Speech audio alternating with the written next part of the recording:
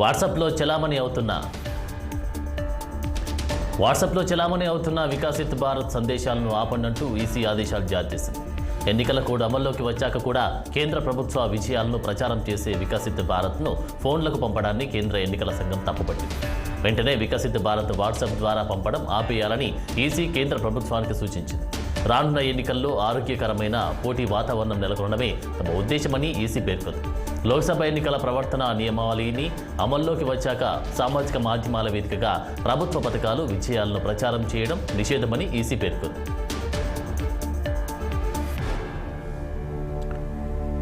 Italy ప్రధాని Meloni deep fake కంటెంట్కు వ్యతిరేకంగా ఉద్యమం మొదలుపెట్టారు.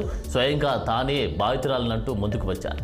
ఓ ఫోన్ స్టార్ ముఖానికి మెలోనీ ముఖాన్ని డీప్ ఫేక్ టెక్నాలజీతో మార్పింగ్ చేసి ఆ వీడియోలను ఇద్దరు అప్లోడ్ చేశారు.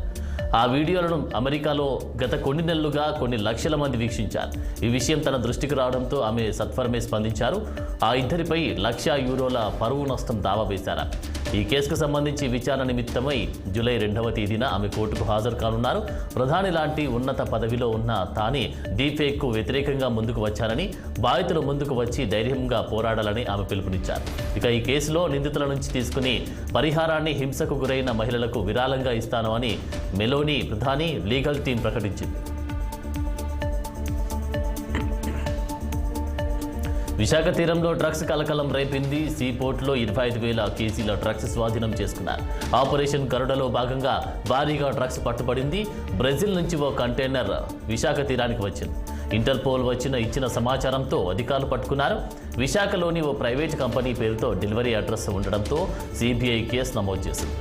డ్రై ఈస్ట్తో మిక్స్ చేసి మొత్తం 1000 బ్యాగుల్లో డ్రగ్స్ను తరలిస్తూ ఉండగా పట్టుకున్నారు. డ్రగ్స్ కంటైనర్పై సంధ్య ఎక్స్పోర్ట్ వివరించింది. ఇక తాము రొయ్యల మేతతో వాడే ఈస్ట్ను మొదటి బ్రెజిల్ నుంచి ఆర్డర్ ఇచ్చారని, తక్కువ రేటుకు మంచి క్వాలిటీ ఈస్ట్ లభిస్తూ ఉండడంతో ఐసీసీ బ్రెజిల్ కంపెనీని తెప్పించామని స్పష్టం చేశారు.